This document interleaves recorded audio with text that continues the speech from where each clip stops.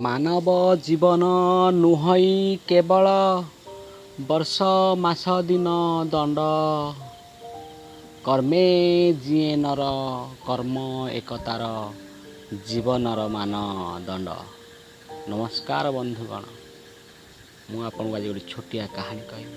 ଏହି କାହାଣୀ ଏହି ବ୍ୟକ୍ତି ଜଣଙ୍କର, ଯେଉଁ ବ୍ୟକ୍ତି ତା ଜୀବନରେ ସମ୍ପୂର୍ଣ୍ଣ ରୂପେ ହାରିଯାଇଥିଲା, ଭାଙ୍ଗି ପଡ଼ିଥିଲା। ସେ ବୁଝିପାରୁନଥିଲା ତା ଜୀବନର ମୂଲ୍ୟ କ'ଣ। ଏହି ପରିସ୍ଥିତି ଦେଇ ସେ ଗତି କରୁଥିଲା। ତାପରେ ସେ ଯାଇ ପହଞ୍ଚିଲା ଭଗବାନଙ୍କ ମୂର୍ତ୍ତି ନିକଟରେ। ସେ ଭଗବାନଙ୍କୁ ପୂଜା କଲା। ସେ କହିଲା, ଯେଉଁ ପର୍ଯ୍ୟନ୍ତ ଭଗବାନ ମୋତେ ପ୍ରକଟ ହୋଇ ଦେଖା ଦେଇନାହାନ୍ତି, ସେ ପର୍ଯ୍ୟନ୍ତ ମୁଁ ଏହି ସ୍ଥାନ ଛାଡ଼ିବି ନାହିଁ। ତା'ର ପୂଜାରେ ସନ୍ତୁଷ୍ଟ ହୋଇ ଭଗବାନ ତାକୁ ଦେଖାଦେଲେ। ତା କାନ୍ଧ ଉପରେ ହାତ ପକାଇଲେ। ସେ ହଠାତ୍ ଚମକି ପଡ଼ିଲା, ଦେଖିଲା ଭଗବାନ ତା ସମ୍ମୁଖରେ। ଭଗବାନ କହିଲେ, ଡର ନାହିଁ ବତ୍ସ, ତୁମେ ଯାହାକୁ ଖୋଜୁଛ ମୁଁ ସିଏ। କ'ଣ ପଚାରିବାର ଅଛି ପଚାର। ବ୍ୟକ୍ତି ଜଣକ କାନ୍ଦିବାକୁ ଲାଗିଲା। ସେ କହିଲା, ମୁଁ କିଛି ବୁଝିପାରୁନାହିଁ, କ'ଣ କରିବି। ମୁଁ ସବୁ କ୍ଷେତ୍ରରେ ହାରିଯାଇଛି।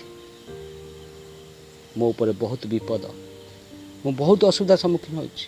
ମୁଁ ବୁଝିପାରୁନାହିଁ ମୋ ଜୀବନର ମୂଲ୍ୟ କ'ଣ। ମୁଁ କୁଆଡ଼େ ଯିବି, କ'ଣ କରିବି, ମୋତେ କିଛି ବୁଝା ପଡ଼ୁନାହିଁ। ଏହି ସମୟରେ ଭଗବାନ ଗୋଟିଏ ଲାଲ ଚମକୁଥିବା ପଥରଟିଏ ବାହାର କଲେ, ଆଉ ତାକୁ ଦେଲେ। କହିଲେ, ବତ୍ସ, ଏହି ପଥରକୁ ନିଅ, ଆଉ ବଜାରକୁ ଯାଅ। ଆଜି ସନ୍ଧ୍ୟା ଭିତରେ ବଜାରରେ ବୁଲି ବୁଲି ଏହି ପଥରଟିକୁ ବିକ୍ରି କରିବାକୁ ଚେଷ୍ଟା କର। ଆର ପ୍ରକୃତ ମୂଲ୍ୟକୁ ତୁମେ ମୋତେ ଆସି କହିବ। ତାପରେ ମୁଁ ତୁମକୁ ତୁମ ଜୀବନର ମୂଲ୍ୟ ବୁଝେଇଦେବି। ଭଗବାନ ଠାରୁ ଏ କଥା ଶୁଣିଲା ପରେ ବ୍ୟକ୍ତି ଜଣକ ଚାଲିଗଲେ ବଜାର ଆଡ଼କୁ। ବଜାରକୁ ଯିବା ବାଟରେ ସେ ପ୍ରଥମେ ଗୋଟିଏ ଫଳ ଦୋକାନରେ ପହଞ୍ଚିଲେ। ସେହି ଫଳ ଦୋକାନୀକୁ କହିଲେ, ମୋ ପାଖରେ ଗୋଟିଏ ଲାଲ ଚମକୁଥିବା ପଥର ଅଛି, ସେଇଠି ଦେଖ। ତାକୁ ଦେଖାଇଲେ। କହିଲେ, ଏଇଟା ତୁମେ କିଣିବ? ସେ ଦେଖି ତାକୁ ବହୁତ ଭଲ ଲାଗିଲା। ହଁ, ଏଇଟା ମୁଁ କିଣିବି, କିନ୍ତୁ ଆ ବଦଳରେ ମୁଁ ତୁମକୁ କେବଳ 10 କିଲୋ ଆମ୍ବ ଦେଇପାରିବି।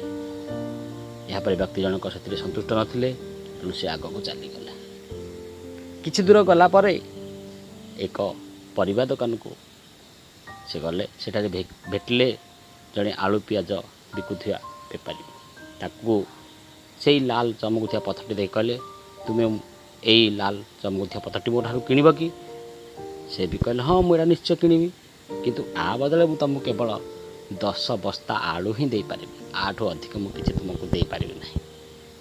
ଏଥିରେ ବି ବ୍ୟକ୍ତି ଜଣକ ସନ୍ତୁଷ୍ଟ ନଥିଲେ। ସେ ପୁଣି ଆଗକୁ ଚାଲିଗଲେ। ସେ କହିଲେ, ଏଇ ପଥରର ମୂଲ୍ୟ ଏତିକି ନୁହଁ, ମୁଁ ଦେଖିବା, ଆଗକୁ ଯିବି, ଆର ମୂଲ୍ୟରେ ଆଉ କିଛି ପରିବର୍ତ୍ତନ ହୋଇପାରେ।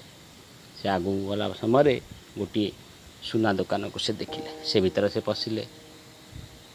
ଦେଖିଲେ, ଦୋକାନୀକୁ କହିଲେ, ମୋ ପାଖରେ ଗୋଟିଏ ଲାଲ ଚମକୁଥିବା ପଥର ଅଛି।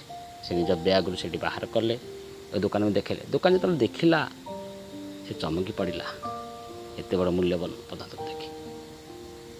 ସେ କହିଲେ, ହଁ, ମୁଁ ତୁମଠୁ ଏଇଟା କିଣିବି, କିନ୍ତୁ ଆ ବଦଳରେ ମୁଁ ତୁମକୁ 50 ଲକ୍ଷ ଟଙ୍କା ଦେବି। 50 ଲକ୍ଷ ଟଙ୍କା ଶୁଣି ବ୍ୟକ୍ତି ଜଣକ ଚମକି ପଡ଼ିଲେ।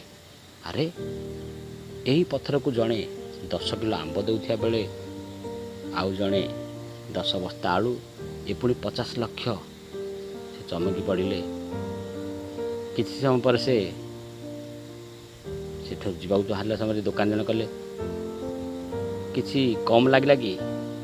ହଉ, ମୁଁ ତୁମକୁ 1 କୋଟି ଟଙ୍କା ଦେବି, ପ୍ଲିଜ୍ ମୋତେ ଏଇ ଜିନିଷ ତୁମେ ଦେଇଦାଅ, ଆଉ ଚାଲିଯାଅ, ପ୍ଲିଜ୍।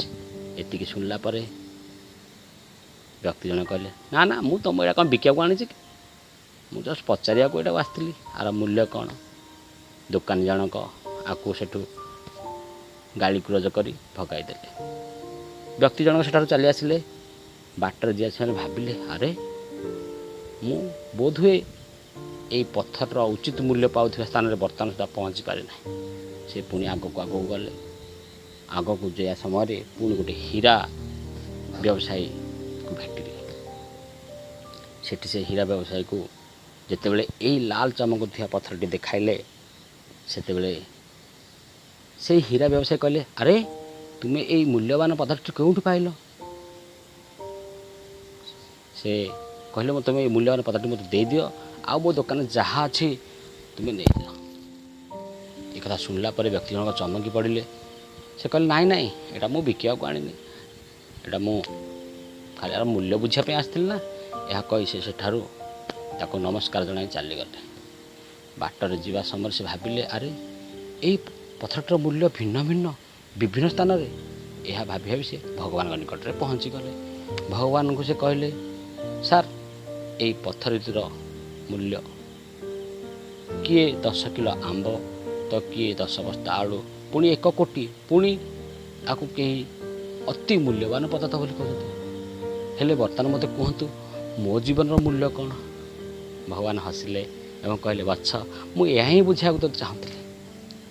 ତୋ ଜୀବନର ମୂଲ୍ୟ ମଧ୍ୟ ଠିକ୍ ଏଇ ଲାଲ ଚମକୁଥିବା ପଥର ଭଳି। କାହା ପାଖରେ ତୋର ମୂଲ୍ୟ 10 କିଲୋ ଆମ୍ବ ସହିତ, ତ କାହା ପାଖରେ 10 ବସ୍ତା ଆଳୁ ସହିତ, ପୁଣି କାହା ପାଖରେ 1 କୋଟି, ତ ପୁଣି କାହା ପାଖରେ ଅତି ମୂଲ୍ୟବାନ। ତେଣୁ ତୋତେ ଯେଉଁ ଦେହ ଦିଆଯାଇଛି, ଯେଉଁ ଜୀବନ ଦିଆଯାଇଛି, ତା'ର ପ୍ରକୃତ ବ୍ୟବହାର କରେ, ତାକୁ ଭଲ ବାଟରେ ବ୍ୟବହାର କରେ। ମୋ ପାଖରେ ଭକ୍ତି କର, ଅନ୍ୟାନ୍ୟ ସମସ୍ତ ଭଲ କାର୍ଯ୍ୟ ଲଗା, ତାହେଲେ ତୁ ବୁଝିପାରୁ ତୋ ଜୀବନ ମୂଲ୍ୟ। ତେଣୁ ପ୍ରତ୍ୟେକ ମଣିଷର ଜୀବନର ମୂଲ୍ୟ ରହିଛି, କିନ୍ତୁ ତାକୁ ସେଇ ଜାଗାରେ ପହଞ୍ଚିବାକୁ ପଡ଼ିବ, ତାକୁ ସେଇ ଅନୁସାରେ ପରିଶ୍ରମ କରିବାକୁ ପଡ଼ିବ, ଭଲ ରାସ୍ତାରେ ଯିବାକୁ ପଡ଼ିବ, ଠିକ୍ ଜାଗାରେ ଯାଇ ପହଞ୍ଚିବାକୁ ପଡ଼ିବ। ଉଚିତ ସ୍ଥାନରେ ଉଚିତ ମାର୍ଗରେ ପହଞ୍ଚିଲେ ହିଁ ତୁମେ ତୁମର ଜୀବନର ପ୍ରକୃତ ମୂଲ୍ୟ ବୁଝିପାରିବ। ଦର୍ଶକ ବନ୍ଧୁ, ଏହି କାହାଣୀଟି ଛୋଟିଆ ହୋଇପାରେ, କିନ୍ତୁ ଏହି କାହାଣୀରୁ ଆମେ ଆମର ଜୀବନର ମୂଲ୍ୟବୋଧ ବୁଝିବା ପାଇଁ ଯଥେଷ୍ଟ ଅଟେ। ସବୁବେଳେ ନିଜ କର୍ମକୁ ନିନ୍ଦି ଦୋଷ ଦେଇ କାନ୍ଦିବା ଓ ଦୁଃଖ ପ୍ରକାଶ କରିବା ଅନୁଚିତ। ବରଂ ଏଇଠୁ ବୁଝିଯିବା ଉଚିତ ଯେ ତୁମ ଜୀବନ ଅତ୍ୟନ୍ତ ମୂଲ୍ୟବାନ, ଆଉ ଏହି ମୂଲ୍ୟବାନ ଜୀବନକୁ ନେଇ ତୁମେ କେମିତି ବ୍ୟବହାର କରିବ, କ'ଣ କରିବ, ନିଜ ଉପରେ ନିର୍ଭର କରେ। ଦର୍ଶକ ବନ୍ଧୁ, ଆପଣମାନେ ଶୁଣୁଛନ୍ତି BS ମୋଟିଭେସନ୍। ପୁଣି ଥରେ ଏକ କାହାଣୀ ନେଇ ମୁଁ ଆସିବି ଆଗାମୀ ଅଧ୍ୟାୟରେ। ସେ ପର୍ଯ୍ୟନ୍ତ ରହିଲି, ନମସ୍କାର, ଜୟ ହିନ୍ଦ।